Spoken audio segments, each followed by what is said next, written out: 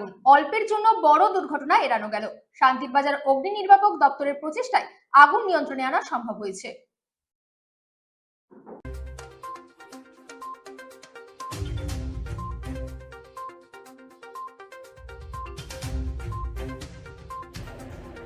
বাইখোড়া বাজারে আবর্জনা স্তূপে আগুন লাগার ঘটনায় চাঞ্চল্য ছড়িয়েছে। স্থানীয় সূত্রে জানা গিয়েছে, কে বা কারা বাজার সংলগ্ন জমে থাকা আবর্জনা স্তূপে আগুন লাগিয়ে দেয় তা সম্পর্কে জানা যায়নি।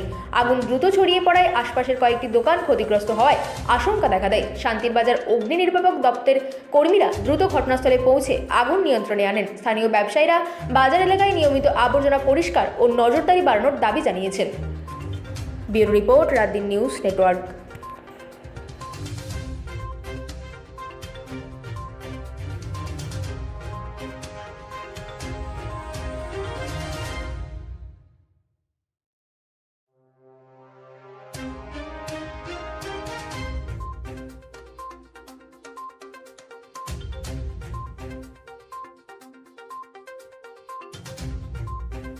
যে হঠাৎ করে যে বাইখোড়া স্কুলের পাশে যে আগুনটা লাগলো তাটা তো এটা কিভাবে লাগলো, আপনারা কিভাবে খবর পাইছেন? আমরা তো দোকানে ছিলাম, হ্যাঁ সকাল থেকে দোকানে ছিলাম।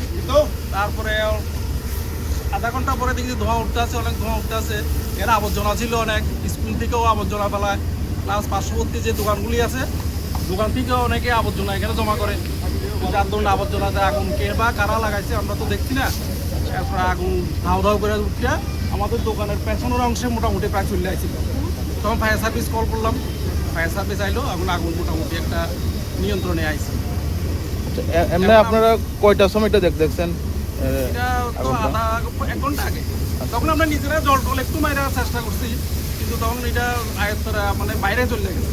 তো এখন পর্যন্ত মানে কেমন আগুন নিয়ন্ত্রণ আনছে নাকি? হ্যাঁ, এখন আগুন নিয়ন্ত্রণে চলে গেছে। আচ্ছা, এটা কোন জায়গা? এটা বাইক